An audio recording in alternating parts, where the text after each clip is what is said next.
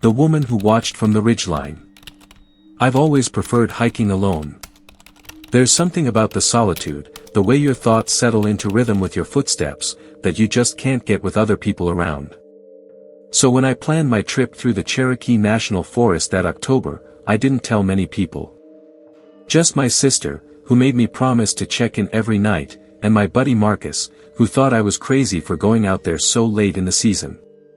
"Gets dark early," he'd said. "And cold. You sure about this?" I was sure. I'd done the trail before, back in summer, and I wanted to see it in fall. Wanted the colors, the crisp air, the empty campsites. I got all of that. And more. The first 2 days were perfect. Cold, yes, but clear. The leaves were peak, deep reds and burnt oranges, the kind of colors that don't look real. I had the trail almost entirely to myself. Saw maybe 3 other hikers the whole time, all of them heading out as I was heading in. By the 3rd day, I was deep enough that I knew I wouldn't see anyone else until I looped back. I set up camp in a clearing I'd used before, about a quarter mile off the main trail. It was a good spot, flat ground, close to a creek, and surrounded by trees on 3 sides. The 4th side opened up toward a steep ridge that rose maybe 200 feet above me. The sun was starting to set when I got my tent up, and I was gathering firewood when I first saw her. Just a silhouette. Standing on top of the ridge, perfectly still, backlit by the dying sun. I stopped what I was doing and squinted up at her. At first, I thought maybe it was a tree stump or a rock formation, something that just looked like a person from that distance. But then I noticed the way the light caught her outline. The slope of shoulders. The shape of a head. I raised my hand and waved. She didn't move. "Hey!" I called up. My voice echoed off the ridge. "You okay up there?" "Nothing." I figured maybe she couldn't hear me. Or maybe she was just one of those hikers who doesn't like being bothered. I've been that person before. So I let it go and went back to building my fire. But the whole time, I could feel her watching me. I tried not to look up, tried to focus on getting the kindling arranged just right, but eventually I couldn't help myself. I grabbed my binoculars from my pack and trained them on the ridge. That's when I got a better look at her. She was standing with her back slightly hunched, arms hanging long and loose at her sides. Her head was tilted at an angle that didn't look quite right, like she was trying to look at me but her neck wouldn't straighten all the way. Her clothes were dark, ragged, hanging off her frame in strips. Her hair was long and matted, falling past her shoulders in thick tangles. But it was her posture that bothered me most. She wasn't standing like someone who'd stopped to rest or look at the view. She was standing like someone who'd been there a long time. Like she was waiting. "You need help?" I called again, louder this time. Still nothing. I watched her through the binoculars for a full minute, maybe longer. She didn't move. Didn't shift her weight, didn't turn her head. Just stood there, locked in place, staring down at me. The sun dropped lower, and the light started to fade.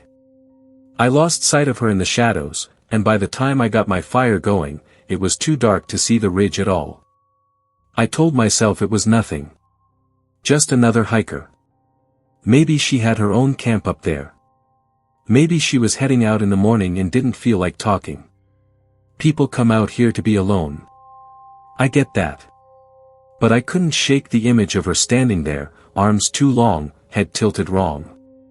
I made dinner, ramen and a protein bar, and tried to focus on the fire. The woods were quiet that night.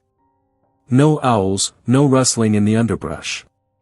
Just the crackle of burning wood and the distant sound of the creek. And then, just after full dark, I heard the footsteps. Slow. Deliberate. Circling my camp. I sat up straight, heart pounding, and grabbed my flashlight. I swept the beam across the tree line, but I didn't see anything. Just shadows and branches. The footsteps continued. 3 steps. Pause.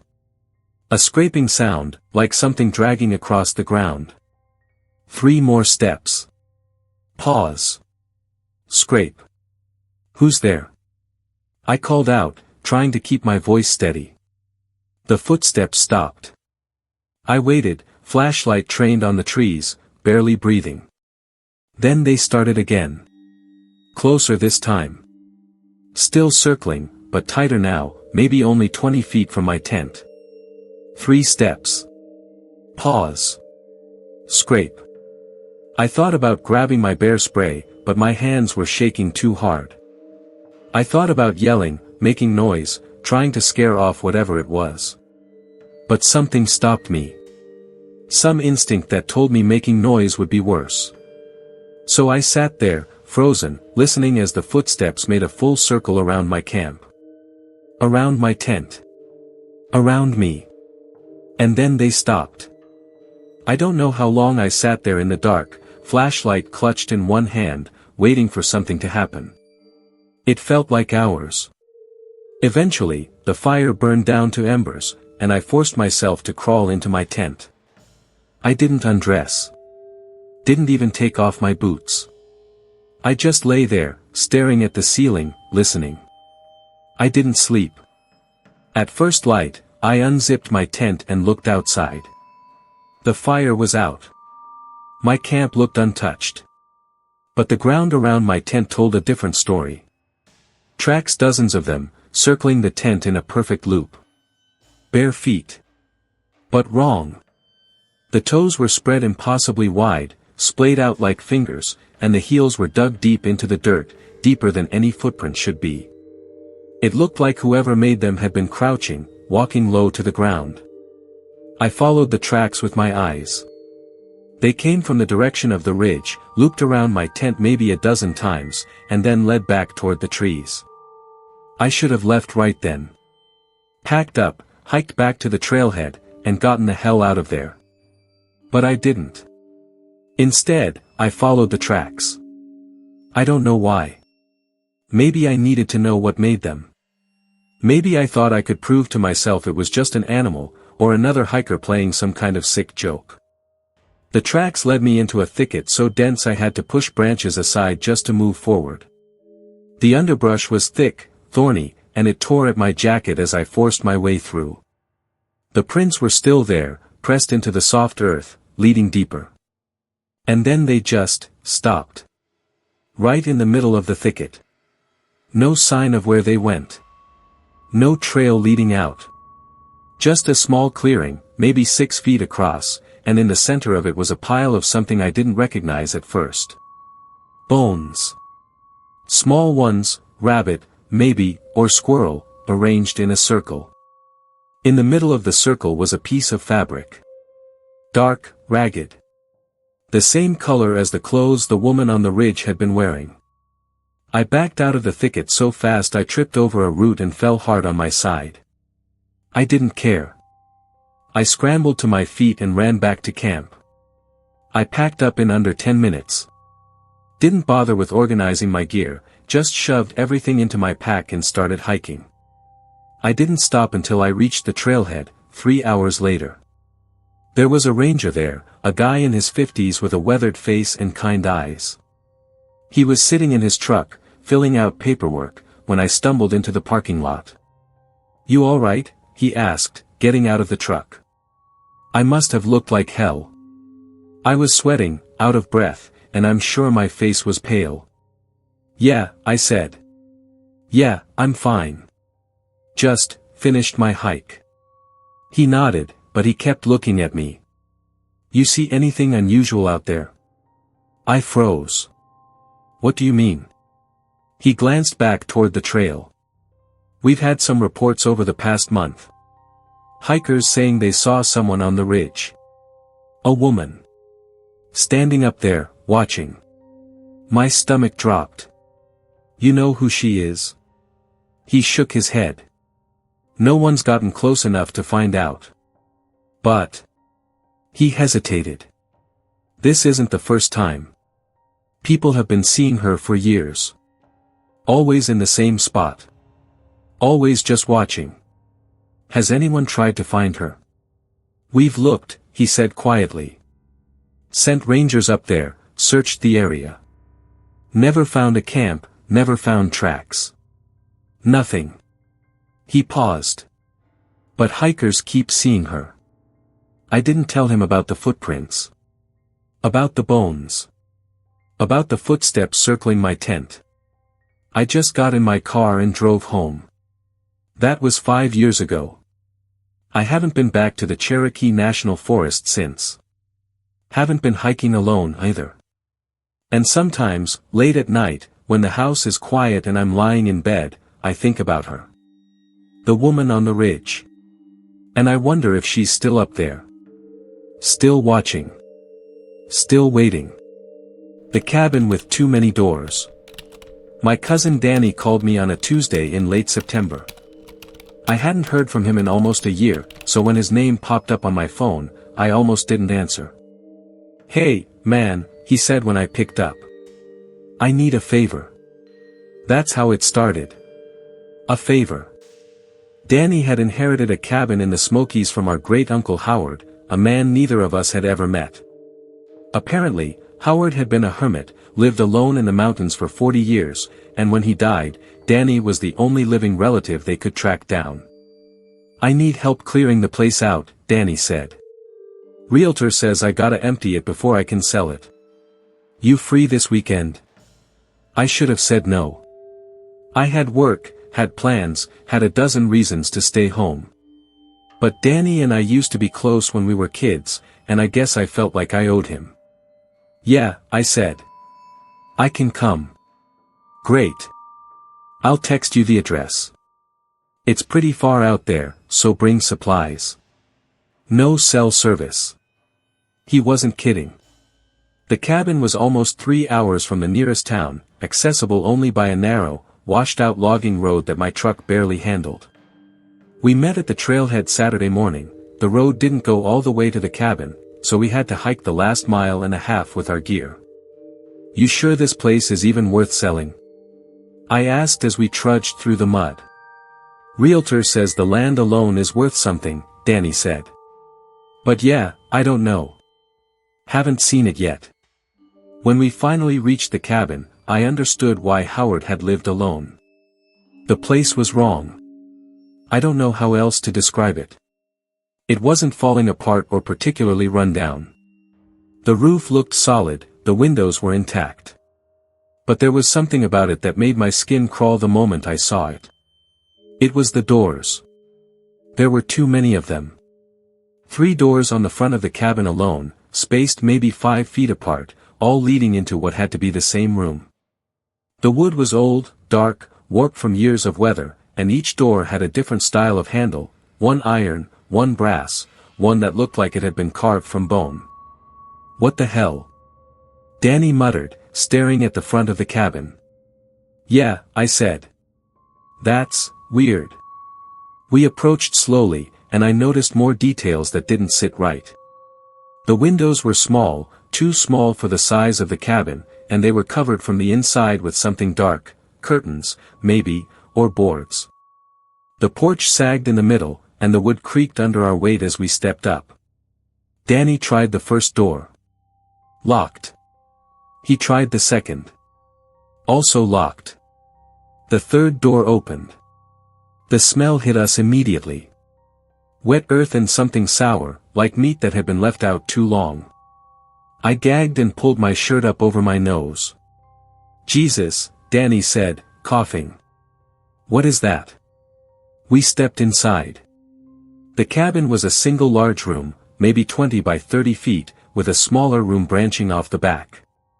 The furniture was all handmade, rough-cut wood, uneven legs, no nails that I could see. Everything was held together with rope and wooden pegs. There was a table, 2 chairs, a bed frame with no mattress, and a stone fireplace that looked like it hadn't been used in years. But it was the walls that got my attention. They were covered in scratches. Deep gouges, running from floor to ceiling, crisscrossing over each other in chaotic patterns. Some of them looked fresh. Others were old, darkened with age. "Bear?" Danny suggested, but his voice was uncertain. Maybe, I said, though I didn't believe it. The scratches were too deliberate. Too organized. They didn't look like an animal trying to get in. They looked like something trying to get out. We started going through the cabin, opening drawers and cabinets, looking for anything worth keeping. Most of it was junk, old clothes, rusted tools, stacks of newspapers from the 1980s. But in the back room, we found something that made us both stop. A trapdoor. It was set into the floor, hidden under a threadbare rug. The wood was newer than the rest of the cabin, and there was a heavy iron ring set into the center. Danny looked at me. You think there's a basement? Out here? I said. I don't know. Doesn't make sense. But we pulled the rug aside and lifted the trapdoor anyway. The smell that came up was worse than anything we'd encountered so far. Rot and mildew and something chemical, like old bleach. I shone my flashlight down into the opening. It wasn't a basement. It was a crawl space. Maybe 3 feet high, stretching out farther than my light could reach. The ground was dirt, packed hard, and I could see support beams running along the ceiling. I'm not going down there, Danny said immediately. Yeah, me neither, I agreed.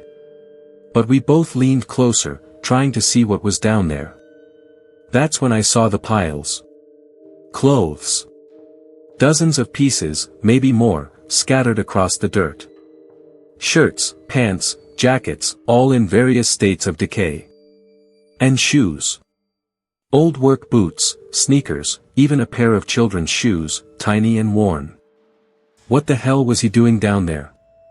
Danny whispered. I didn't answer. I was looking at something else. Bones. Small ones, scattered among the clothes. I couldn't tell what kind, animal, maybe.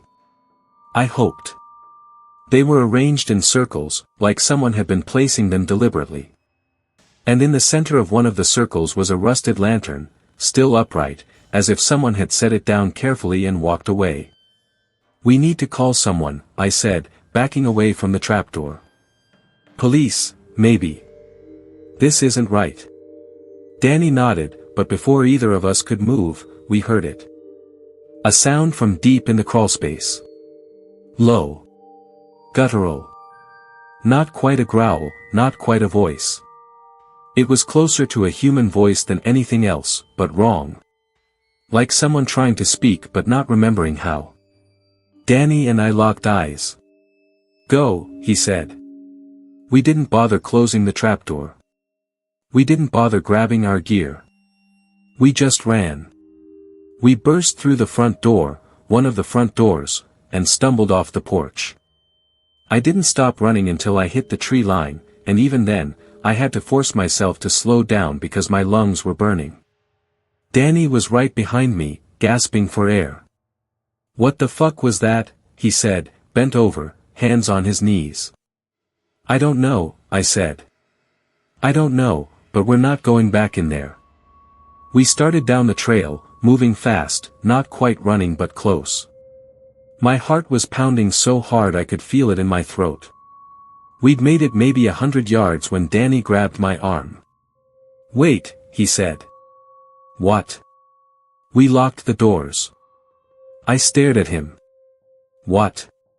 When we came in, he said. The first 2 doors were locked. We only opened the third one. So who locked them? I didn't have an answer for that. We kept walking, faster now, and I didn't let myself look back until we reached the logging road.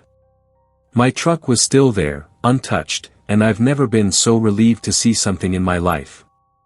We threw our gear in the back and got in. I started the engine, ready to floor it out of there, when Danny said, "Look." He was staring back toward the trail. I followed his gaze. The cabin was barely visible through the trees, just a dark shape in the distance. But one of the doors was open. I know we'd closed it. I'd pulled it shut behind us when we ran. I was sure of it. But now it stood wide open, like an invitation. Or a warning. I didn't wait to see if anything came out. I put the truck in gear and drove. We didn't talk the whole way back. Didn't stop for food or gas until we were well out of the mountains. When we finally pulled into a diner 2 hours later, Danny looked at me and said, "We're not telling anyone about this." "What about the cabin?" I asked. "I don't care," he said. "I'll let the state take it. I'm not going back there. Ever." I nodded. I wasn't going back either. But sometimes, late at night, I think about that crawlspace. About the bones and the clothes and the circles. About the sound we heard, that wet, guttural voice that wasn't quite human. And I think about the doors. All those doors. 7 of them, Danny counted later. 7 doors on a cabin that should have had 2, maybe 3 at most. I've tried to find out more about our great-uncle Howard. Tried to figure out what he was doing out there, why he lived alone for so long, what he might have been hiding. But there's almost nothing. No records, no history, no family stories. It's like he didn't exist until he died. And the more I think about it, the more I wonder if Howard was the one living in that cabin at all. Or if he was just another name on a long list of people who disappeared into those woods. Just another set of clothes in the crawlspace. Just another pair of shoes, sitting in the dark. Waiting. Story 4, What We Found in the Old Miner's Tunnel. My brother Jake and I have always been the type to explore places we shouldn't. Abandoned buildings, old factories, forgotten stretches of railroad track. Growing up, our parents were constantly grounding us for sneaking into condemned houses or climbing through broken windows into empty warehouses. Our dad used to say we had no sense of self-preservation. He was probably right. But we never got hurt. Never had any real trouble. We were careful, or at least careful enough. We always brought flashlights, always told someone where we were going, always stayed together. In 10 years of urban exploring, the worst thing that happened was Jake twisting his ankle in an old textile mill. The mine was Jake's idea. We were visiting family in West Virginia over Christmas break, bored out of our minds in a town where the most exciting thing to do was go to Walmart. I was 24, Jake was 22, and we'd both driven 8 hours to spend a week in the middle of nowhere making small talk with relatives we barely knew. On the 3rd day, Jake found a forum post about abandoned coal mines in the area. One of them was supposedly nearby, less than 5 miles from where we were staying, and according to the post, it was totally accessible, with some cool stuff inside. "Let's check it out," Jake said, showing me his phone. I should have said no. I was old enough to know better. Old enough to understand that abandoned coal mines aren't like abandoned buildings. They're unstable, dangerous, filled with bad air and hidden shafts and 1,000 ways to die. But I'd never been able to say no to Jake. We went the next morning, telling our aunt we were going hiking. We drove as far as we could, following the directions from the forum post, until the road turned into a dirt trail that my truck couldn't handle. Then we parked and walked. The mine entrance was exactly where the post said it would be, at the end of an overgrown dirt road that hadn't been maintained in decades, surrounded by bare trees and dead undergrowth. The entrance itself was boarded up with old planks, most of them gray and rotted. A faded sign hung crooked on one of the boards, "Danger, no trespassing, unstable structure." "Someone's been in here recently," Jake said, pointing to where several boards had been pried loose and tossed aside. The nails were bright, not rusted, and the wood where they'd been torn out looked fresh. "Maybe we should," I started. "Come on," Jake said, already squeezing through the gap between the boards. I sighed and followed. The tunnel was wider than I expected, maybe 10 feet across and 8 feet tall, with wooden support beams running along the ceiling every 10 feet or so. Our flashlights cut through the darkness, illuminating walls of rough-cut stone and a floor covered in a thin layer of stagnant water that reflected our lights like black glass. The air was cold and damp, and it smelled like rust and earth and something else, something organic and rotten that I couldn't quite identify. "This is awesome," Jake said, his voice echoing off the stone walls. We walked slowly, checking the support beams, watching for holes in the floor, being as careful as we knew how to be. The tunnel sloped gently downward, taking us deeper into the mountain. Every 30 feet or so, there would be a side passage branching off into darkness, some of them barely wide enough to squeeze through, others large enough to drive a truck into. We stuck to the main path. We'd been walking for maybe half a mile when Jake stopped. "Look at that," he said, pointing his flashlight at a side passage to our right. It was narrower than the others we'd passed, barely wide enough for one person, and it curved sharply to the left about 20 feet in. But there was something different about it. The walls looked carved. Deliberate. Smooth. Not like the rough mining work of the main tunnel. "Let's check it out," Jake said. "Jake, come on. We don't know how stable."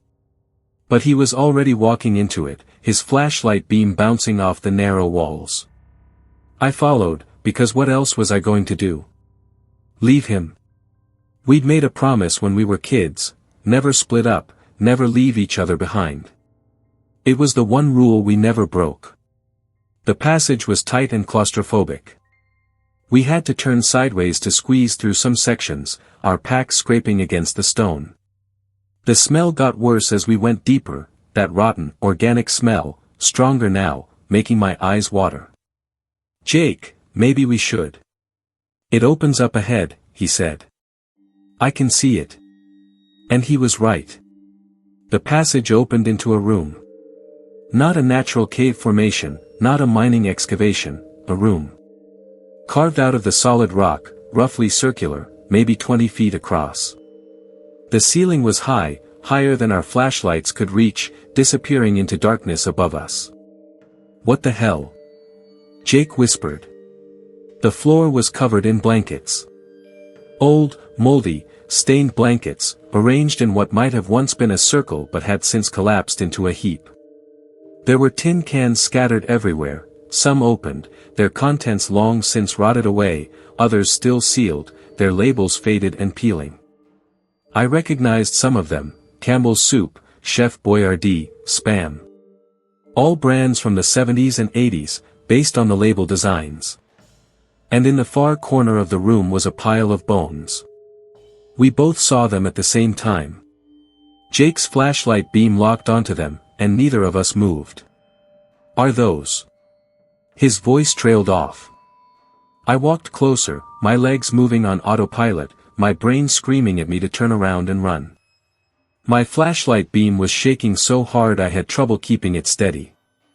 They were human bones. I knew because of the skull, unmistakably human, sitting on top of the pile like it had been placed there deliberately. The rest of the bones were scattered beneath it, femurs and ribs and smaller pieces I couldn't identify. They'd been there a long time, based on the color, yellowed and brittle, scattered with what looked like tooth marks. "We need to leave," I said quietly. "Right now." "Wait," Jake said. His voice had gone strange, flat. He was shining his light on the far wall. I turned to look. The wall was covered in scratches. Words, carved deep into the stone with something sharp, a knife, maybe, or a piece of metal. They lived deeper. It was written over and over, dozens of times, covering every inch of the wall from floor to ceiling. Some of the carvings were old, barely visible, worn smooth by time. Others looked fresh, the stone still pale where it had been cut, the edges sharp. And below the words was a drawing. Handprints.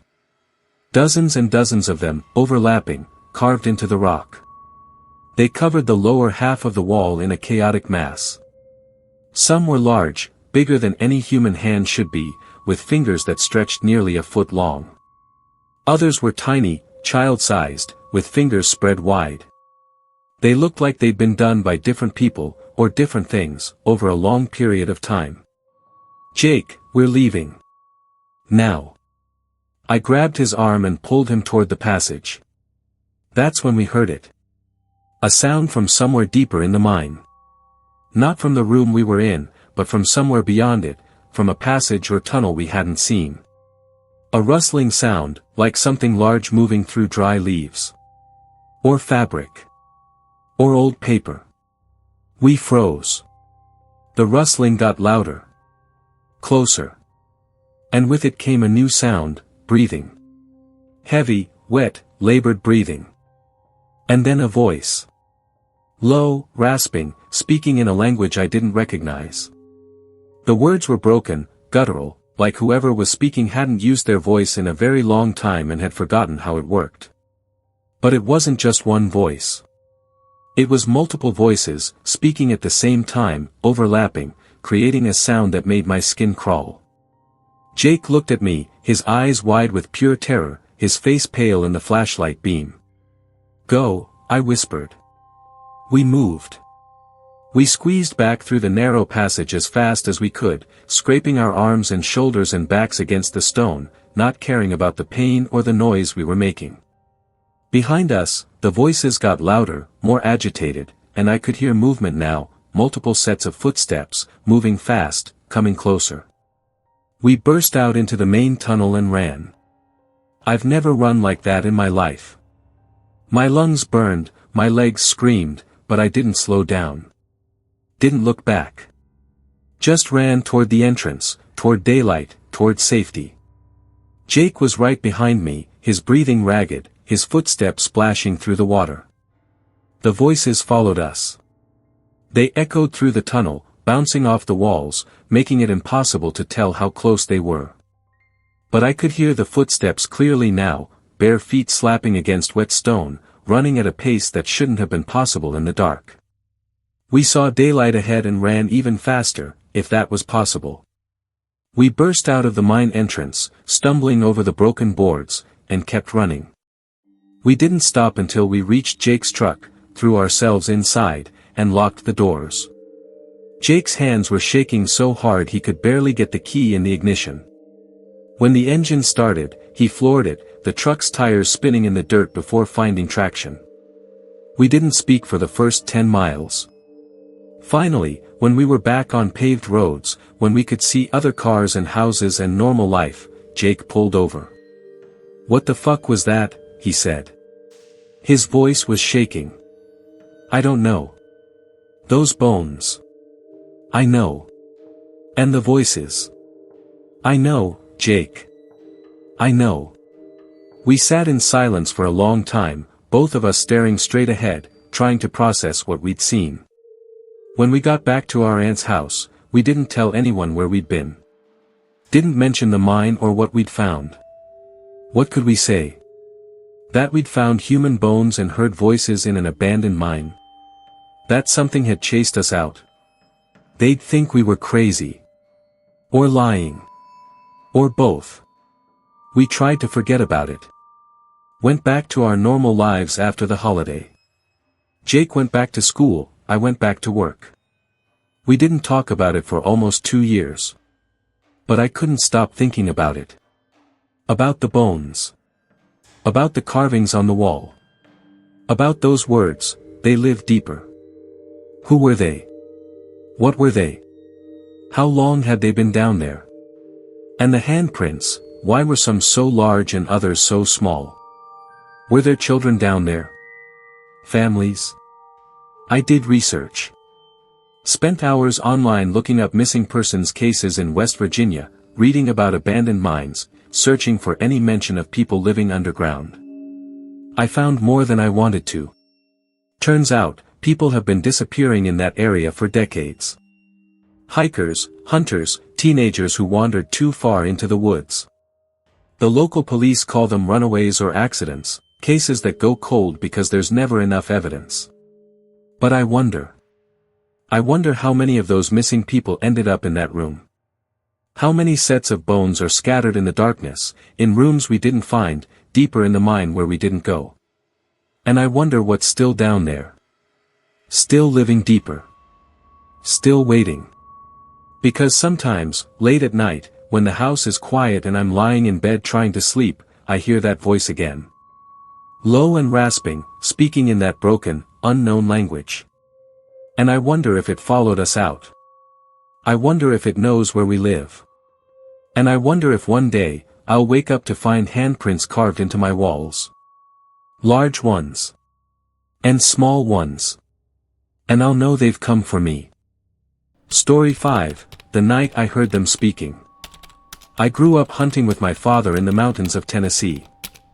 He taught me when I was 8 years old, how to track deer, how to read the forest, how to move silently through undergrowth without disturbing the world around me. By the time I was 16, I was going out alone, spending weekends in the backcountry with nothing but my rifle, a tent, and whatever food I could carry. It was the only time I felt truly at peace. No people, no noise, no expectations. Just me and the woods, existing in a kind of mutual respect. I took what I needed, left no trace, and the forest allowed me to be part of it. That's what I thought, anyway.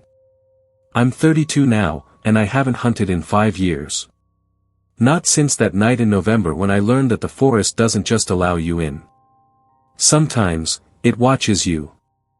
I'd gotten permission to hunt on private land deep in the Appalachian backcountry, about 4 hours from where I live in Knoxville. A buddy of mine, Travis, had family who owned several hundred acres, and he'd given me the coordinates and told me to have at it. He was supposed to come with me, but his wife went into labor early, so I went alone. I didn't mind. I preferred hunting alone anyway. I hiked in on a Friday afternoon in mid-November, when the weather was cold but clear, perfect conditions. The property was exactly as Travis had described, pristine wilderness, no roads, no trails, no signs of human activity. Just endless forest and the sound of a creek running through the valley. I found a good spot about 2 miles in, a small clearing near the creek with flat ground for my tent and good sight lines in multiple directions. I set up camp, spent the afternoon scouting the area and setting up a trail camera, and by the time the sun set, I was exhausted in the best possible way. I made a quick dinner, freeze-dried beef stew and instant coffee, crawled into my tent, and fell asleep almost immediately. It was past midnight when the voices woke me. At first, in that confused space between sleep and waking, I thought it was other hunters. Maybe Travis's family had given someone else permission to use the land, or maybe I'd set up camp closer to a trail than I thought. I lay there in my sleeping bag, half asleep, listening to the sounds filtering through the tent walls. But the longer I listened, the more I realized something was wrong. They weren't speaking English. It wasn't Spanish or French or any language I'd ever heard before. The sounds were guttural, harsh, broken, like someone trying to form words with a mouth that wasn't designed for speech. Consonants that clicked and popped, vowels that were too long or too short, all of it strung together in a rhythm that felt wrong. I sat up, suddenly wide awake, my heart pounding. The voices were coming from across the creek, maybe 50 or 60 yards away. Multiple voices, at least 3 or 4, speaking in that same broken, inhuman language. They would speak in turn, like they were having a conversation, but the sounds they made didn't sound like communication. They sounded like mimicry, like something trying to copy human speech without understanding what it meant. I unzipped my tent as quietly as I could and looked out. The moon was nearly full, bright enough that I could see the forest clearly. On the other side of the creek, between the trees, I saw movement. Shapes. 3 or 4 of them, maybe more. Dark figures moving between the trees, hunched low to the ground. At first, I thought they were bears. We had black bears in these mountains, and they could be active at night, especially if they were preparing for winter. But bears don't move like that. These things were walking on all 4s, but they were too big to be bears. Too long. Their bodies were wrong, stretched out, with limbs that seemed too thin and arms that seemed too long. And they were moving with purpose, circling something I couldn't see, all of them making those sounds, those broken attempts at speech. I grabbed my rifle and chambered around as quietly as I could, my hands shaking. The figures kept moving, their voices rising and falling in what almost sounded like conversation. I watched them through my rifle scope, trying to get a better look, but they stayed in the shadows between the trees, never fully stepping into the moonlight. I thought about yelling, about making noise to scare them off. That's what you're supposed to do with wildlife, make yourself big, make noise, establish dominance. But something stopped me. Some deep, primal instinct that told me drawing their attention would be the worst possible thing I could do. So I waited, rifle raised, watching them move through the trees. They circled for maybe 10 minutes, their voices never stopping, always that same broken rhythm. And then, all at once, they stopped. Complete silence. The forest went dead quiet. No wind, no creak sounds, no insects. Just silence so heavy it felt like pressure against my eardrums. I held my breath, finger on the trigger, waiting. And then I heard it again. But this time, the voice was right behind my tent. The same sound, the same guttural, broken attempt at speech. But now it was close, so close I could hear the wet clicking in the back of its throat, the rasp of air through what might have been lungs but sounded wrong. I spun around, still inside my tent, aiming my rifle at the back wall. The whispering continued. Soft, insistent, forming sounds that almost seemed like words but weren't. And then, clear as day, I heard it. My name. Not pronounced correctly. The syllables were wrong, stretched and distorted. But it was unmistakably my name. David. I didn't move. Didn't breathe. Just kept my rifle aimed at the tent wall, my finger on the trigger, my entire body shaking. The whispering stopped. I waited in that position for what felt like hours, my arms burning from holding the rifle, my heart hammering so hard I thought it might burst. Nothing happened. Eventually, the sky started to lighten. That gray pre-dawn light began filtering through the trees. The forest came alive again, birds calling, wind rustling leaves, the creek burbling over rocks. Normal sounds. Safe sounds. When I finally worked up the courage to unzip my tent and look outside, there was nothing there. No footprints around my tent. No signs anyone or anything had been near my camp. The forest looked exactly as it had when I'd gone to sleep. But I knew what I'd heard. I knew what I'd seen. I packed up my gear in under 15 minutes, hands still shaking, constantly looking over my shoulder. I didn't bother with being quiet or careful. I just wanted out. When I reached the creek, I stopped. There, in the soft mud on the far bank, were tracks. Not bear tracks. Not deer tracks. Not anything I recognized. They looked like a mixture of handprints and footprints, all jumbled together, pressed deep into the mud.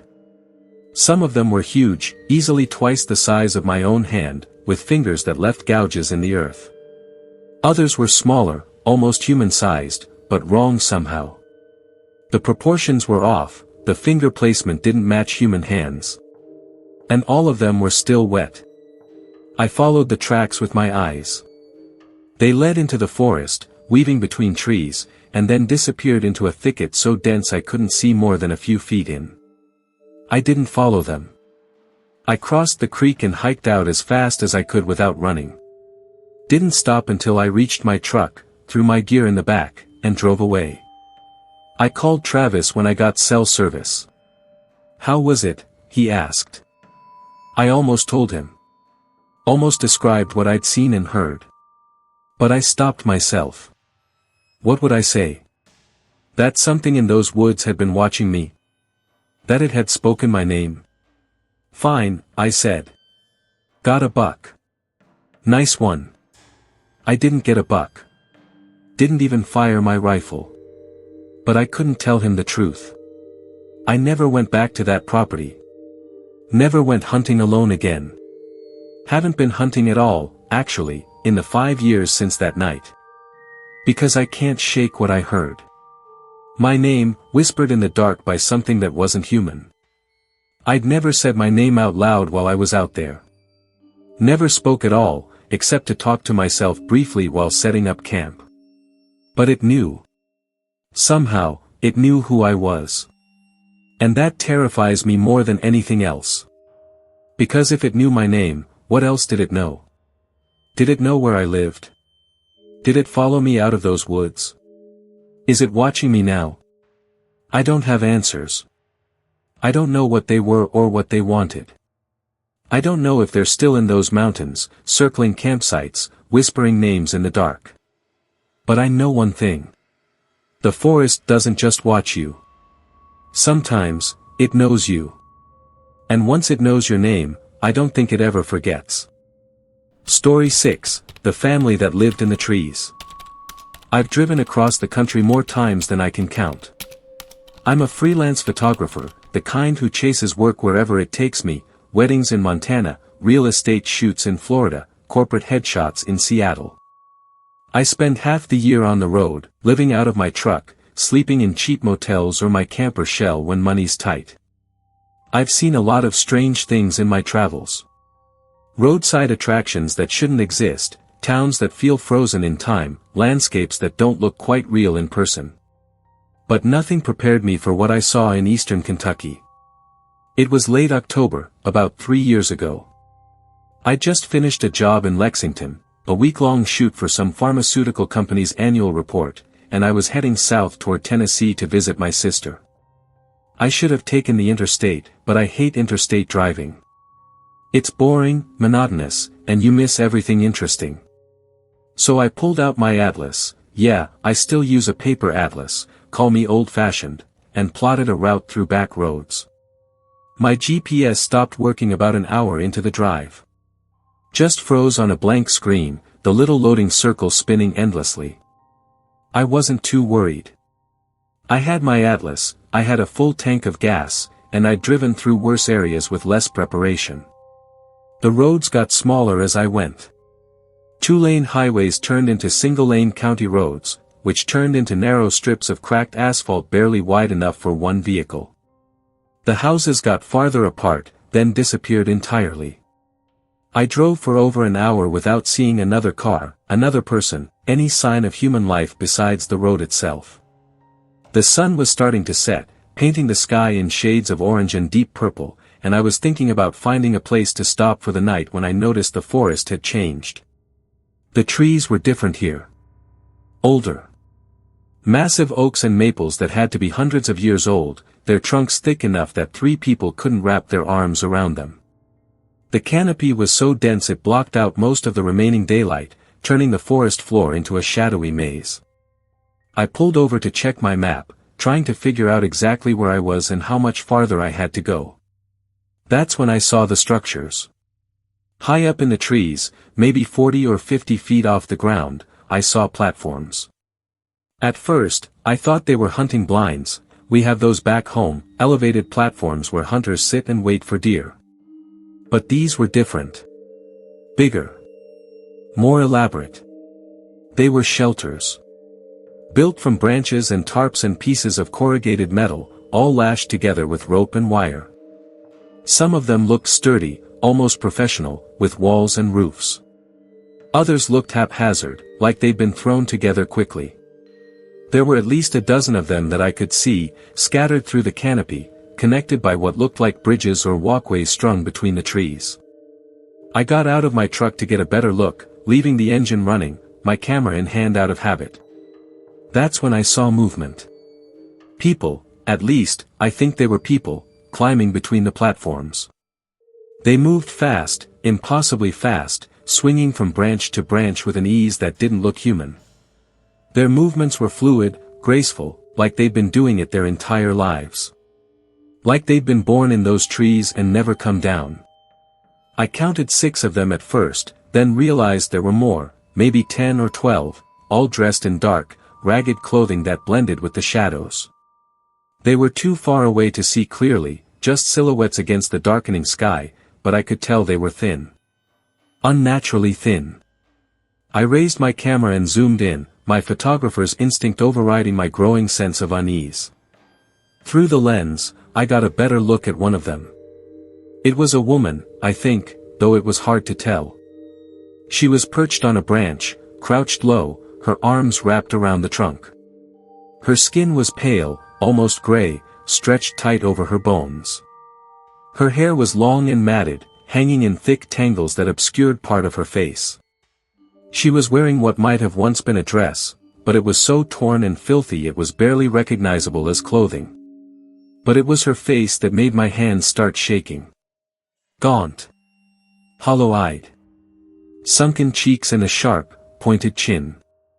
Her eyes were too large, or maybe her face was too small, giving her a look that was almost insect-like. And her mouth was open, lips pulled back, showing teeth that looked too big for her face, yellowed, broken, jutting out at odd angles. She wasn't looking at the other figures in the trees. She was looking at me. I lowered my camera quickly, my heart pounding, and looked up at the canopy with my naked eyes. She was still staring at me. And now others had stopped moving too. All of them frozen in place, all of them turned toward me, watching.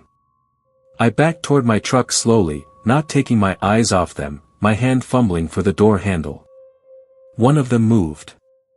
Dropped from a high branch to a lower one, covering 20 feet in a single leap, landing with barely a sound. Then another moved. Then another. They were coming down. Not rushing, not attacking. Just descending methodically, branch by branch, getting closer to the ground. Closer to me. I got in my truck, slammed the door, and locked it. My hands were shaking so badly I could barely grip the steering wheel. I put the truck in gear and started driving. Not fast, not panicking. Just steady, controlled, telling myself everything was fine. Just some weird mountain people living in trees. Survivalists maybe, or some kind of cult. Nothing to worry about. Just drive away calmly, Anne. I saw them in my rearview mirror. They'd reached the ground and were running alongside the road, keeping pace with my truck. I was going 40 miles per hour, maybe 45, and they were keeping up.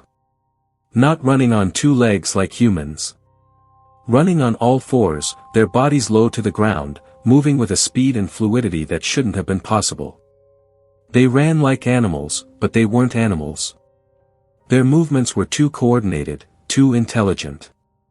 They were choosing their path, weaving between trees, jumping over obstacles, always maintaining the same distance from my truck. I accelerated to 50. Then 55. 60. They kept pace. I could see them clearly now in my mirrors and through my passenger window. 6 of them, maybe 7, their bodies stretched out as they ran, their arms and legs moving in a rhythm that looked wrong. Their faces were turned toward my truck, toward me, mouths hanging open, eyes reflecting the red of my taillights. My speedometer hit 70. The truck was shaking, the steering wheel vibrating in my hands. The road was too narrow for this speed, too winding, but I didn't care. I just needed to get away from them. One by one, they started falling back. The smaller ones first, unable to maintain the pace. Then the larger ones, dropping away until there were only 2 left. Then one. The woman. The one who'd been watching me from the tree. She kept running, keeping pace even at 75 miles per hour, her body moving like liquid, never stumbling, never slowing. And she was looking at me. Not watching where she was going, not watching the road. Looking directly at me through my rear window, her mouth open, her 2 large eyes locked onto mine. I hit 80 miles per hour. The truck was screaming, the engine redlining, the whole vehicle shaking like it might come apart. She kept running. And then, finally, I saw lights ahead. The glow of civilization, streetlights, buildings, other cars. The highway. The moment I saw that highway entrance, the moment my tires touched the on-ramp, she stopped. Just stopped dead in the middle of the road, still on all fours, her body silhouetted against my taillights. I watched her in my rearview mirror as I merged onto the highway. She didn't move. Just stayed there, crouched in the middle of the road, watching my truck disappear into the distance. When I finally looked away and back at the road ahead, my entire body was shaking. My shirt was soaked with sweat. My jaw hurt from clenching my teeth. I didn't stop driving for another hour. Didn't stop until I reached a truck stop with bright lights and lots of people. I sat in the parking lot with the doors locked, windows up, lights on, trying to process what I'd just seen. I told myself it couldn't have been real. That my mind had played tricks on me, that exhaustion and the fading light had distorted what I'd seen. That there was a rational explanation for everything. But when I got home 2 days later, when I finally worked up the courage to look through the photos I'd taken that evening, I knew it wasn't my imagination. I'd taken maybe a dozen shots before I got back in my truck. Wide shots of the forest, trying to capture the structures in the trees. I hadn't looked at them carefully when I was shooting, just pointed and clicked, my photographer's autopilot taking over. When I opened the files on my computer, when I zoomed in and adjusted the exposure, I saw them clearly. All of them. At least 15 figures scattered through the canopy, perched on branches, standing on platforms, hanging from ropes. All of them looking at the camera. Looking at me. In one of the wide shots, I could see them on the lower branches too. They'd been descending even as I was taking pictures. Even before I got back in the truck, they'd been coming down. But that wasn't the worst photo. The worst one was the last shot on my camera. Time-stamped at 6:47 p.m., 2 minutes after I'd driven away from that spot. I don't remember taking it. It's a close-up. Taken from inside my truck, pointing at the passenger window. A face, pressed against the glass from the outside. The woman. Her hollow eyes, her stretched skin, her too large mouth hanging open. Close enough that I could see every detail, the dirt caked in the creases of her skin, the broken blood vessels in her eyes, the gaps where teeth were missing. She'd been on my truck. I hadn't seen her. Hadn't heard her. But she'd been there, clinging to the side of my vehicle as I drove, her face pressed against my window. And the camera had captured her. Maybe I'd hit the shutter button by accident while I was driving. Maybe the camera had been bouncing around on the passenger seat and triggered itself. Or maybe I'd seen her there, clinging to my truck, and my traumatized brain had blocked out the memory. I don't know. What I do know is that I zoomed in on that photo, enhanced it, tried to see every detail I could. And I wish I hadn't. Because in the reflection of the window, visible behind her face, I could see the inside of my truck. I could see the driver's seat. And I could see myself, both hands on the steering wheel, mouth open in a scream I don't remember making. And on the roof of the truck, barely visible in the reflection, I could see hands. Multiple pairs of hands, pressed against the metal, gripping the roof rack. There had been more than one. I don't know how many had climbed onto my truck. I don't know when they let go. All I know is that at some point between that photo being taken and me reaching the highway, they'd released their grip and dropped away. Or maybe they hadn't. Maybe they'd held on longer than I thought. Maybe they'd let go in the truck stop parking lot while I was sitting there, shaking, thinking I was safe. Maybe they'd climbed down and disappeared into the darkness before I ever looked outside again. I've tried to find information about that area. Tried to identify exactly where I was, what those back roads were called. But when I look at maps, when I try to retrace my route, I can't figure it out. The roads don't match my memory. The distances don't make sense. It's like that stretch of forest doesn't exist on any map. I did find some information about disappearances in eastern Kentucky, though. People who vanished in those mountains over the past few decades. Hikers who never came back. Hunters who left their trucks on the side of the road and were never seen again. Teenagers who went for drives on back roads and didn't come home. The police call them runaways, accidents, people who got lost and died of exposure. The cases eventually go cold because there's never enough evidence to call them murders, never any bodies recovered. But I wonder how many of those people saw what I saw. How many of them drove down that same road and saw the structures in the trees? How many of them stopped, got out of their cars to get a better look, and never made it back in? How many of them are living up in those trees now, wearing tattered clothes, running on all fours, hunting for the next person who drives by? I still have the photos. I've never shown them to anyone, never posted them online. They're stored on an encrypted hard drive in a safe deposit box. I look at them sometimes, when I need to remind myself that it was real, that I didn't imagine it. But mostly, I try to forget. I don't drive back roads anymore. Don't take the scenic route. I stick to interstates and major highways, even though they're boring, even though I hate them. Because I know what lives in those forests now. I know what watches from the trees. And I know that if I go back, if I drive down the wrong road at the wrong time, they'll be waiting. And this time, I might not be fast enough. This time, they might not let go. Story 7, The Offering at the Edge of Town. I grew up in a small town in North Carolina, right on the edge of the Blue Ridge Mountains. Population maybe 3,000 on a good day, the kind of place where everyone knows everyone else's business and nothing ever really changes. Main Street had the same shops it had when my grandfather was a kid, a hardware store, a diner, a post office, a gas station. The kind of town people drive through on their way to somewhere more interesting and never think about again. But we had the edge. That's what everyone called it, just the edge. Not the edge of town, not the edge of the forest. Just the edge, like it was a proper place with a proper name. It was a spot about half a mile outside town limits where the forest got dense and dark, where the trees grew so close together you could barely see 10 feet into the undergrowth. There was an old logging road that led to it, but nobody had used it for decades.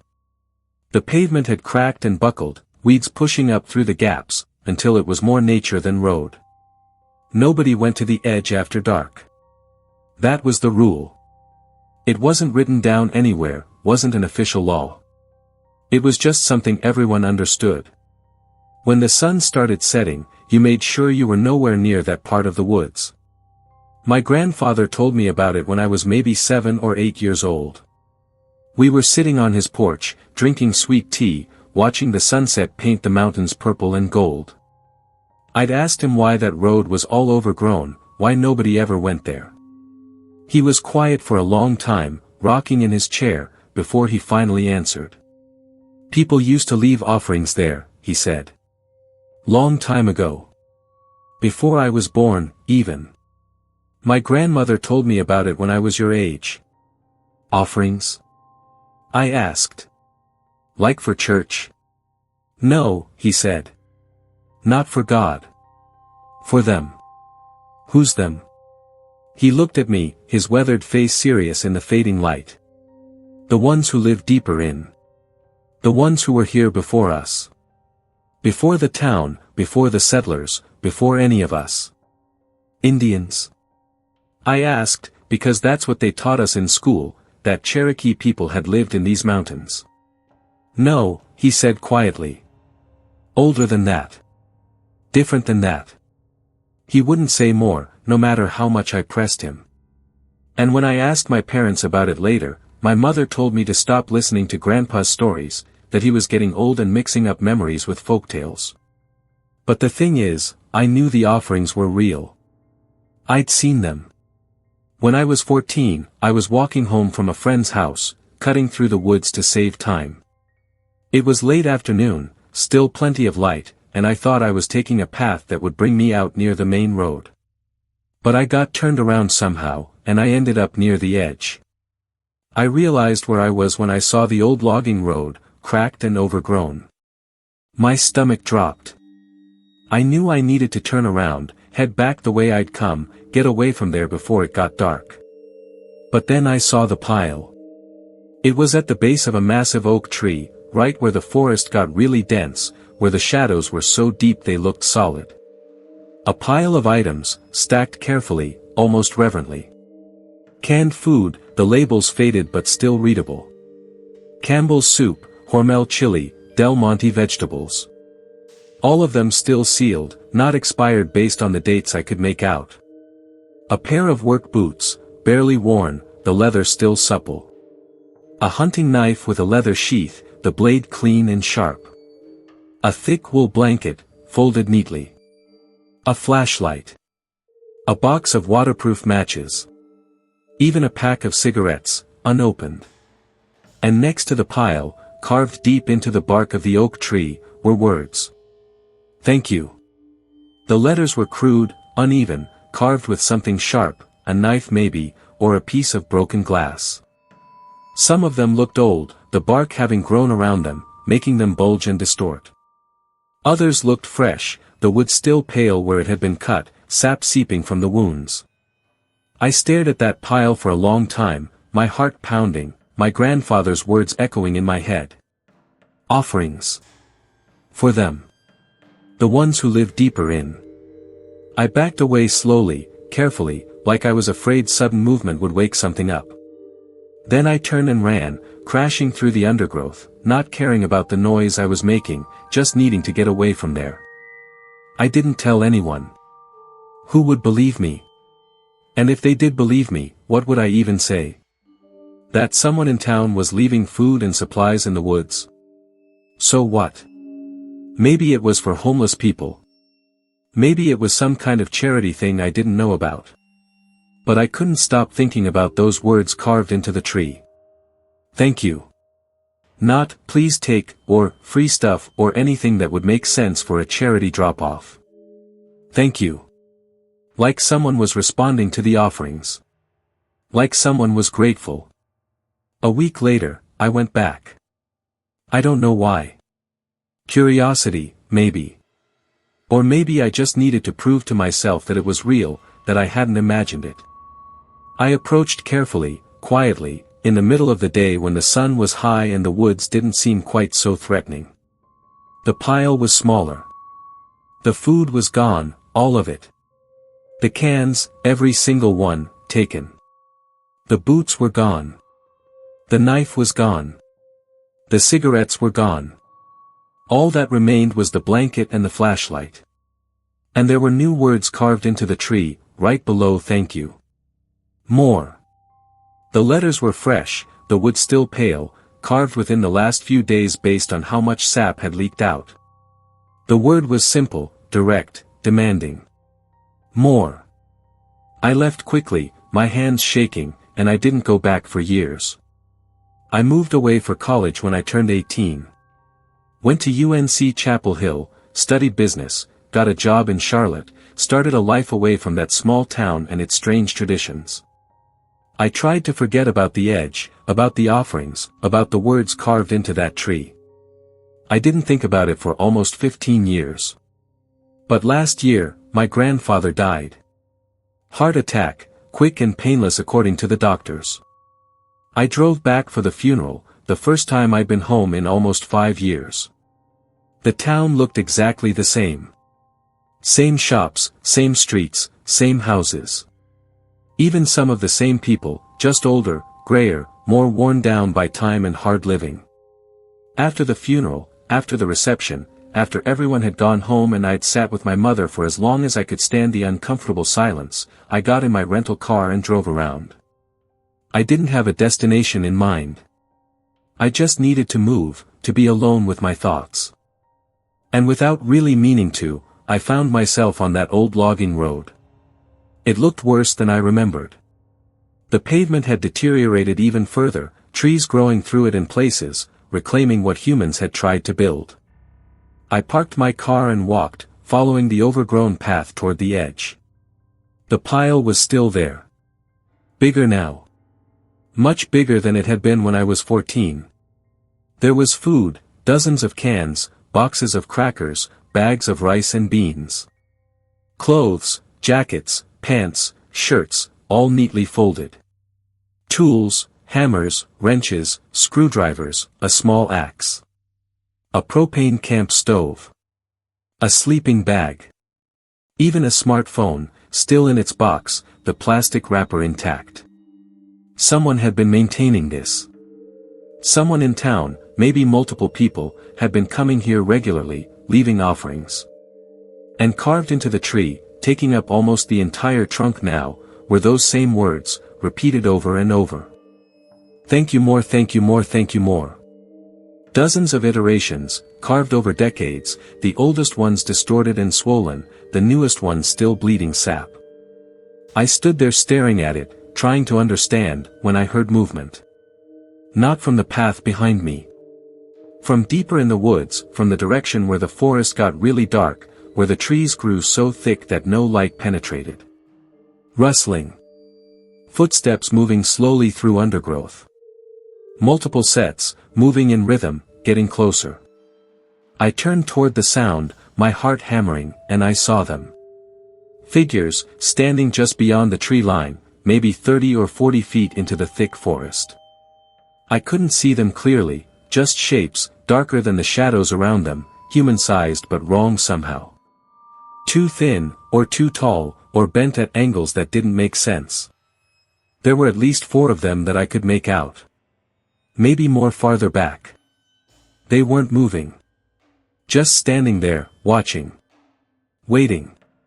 One of them stepped forward, just barely into a shaft of late afternoon sunlight that managed to penetrate the canopy. I saw its hand first.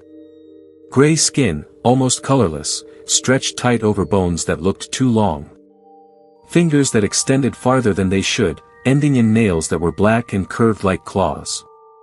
It reached down toward the pile of offerings, moving slowly, deliberately.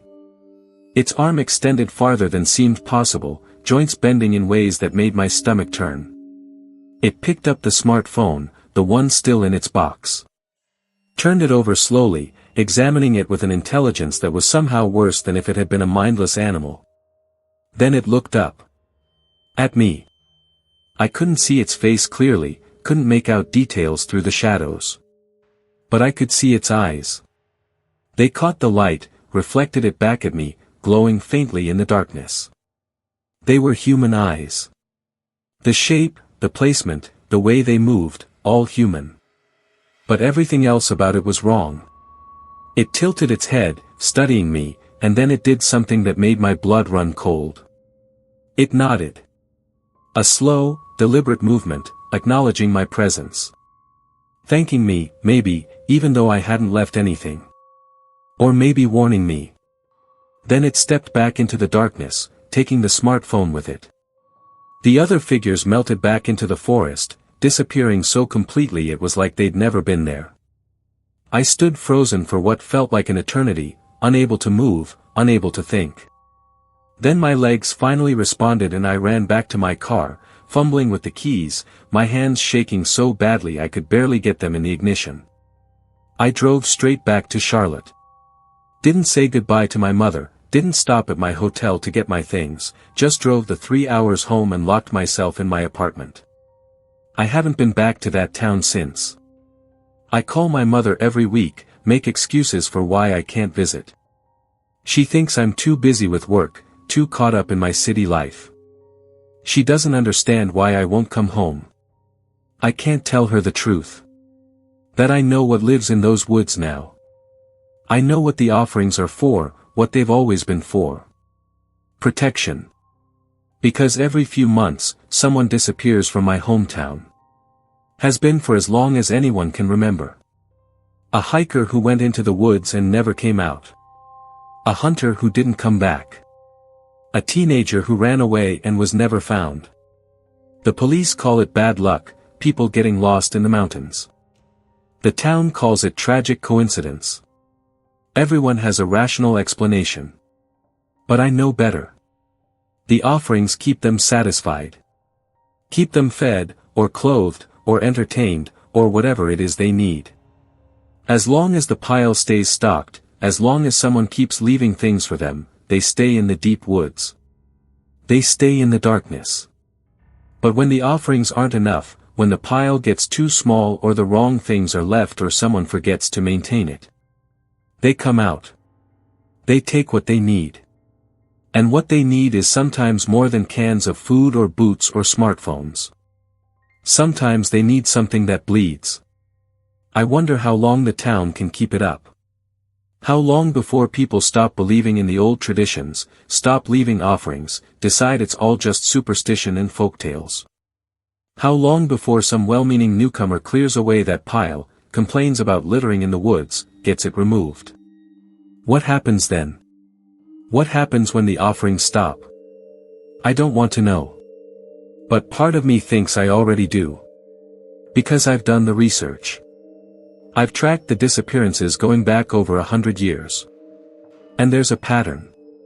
Every time there's a gap in the offerings, times when the town was too poor to spare food, times when people forgot or stopped believing, the disappearances increase.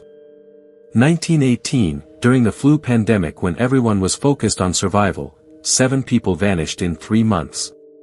1932, during the Depression when no one had anything to spare, 12 people disappeared in a single year. 1967, when a new minister came to town and convinced people the offerings were pagan nonsense and got them to stop, 9 people gone in 6 months before the offerings resumed. The pattern is clear. The offerings aren't superstition. They're a contract. A deal made long ago, before the town existed, before anyone can remember. We leave them things, and they leave us alone. Mostly.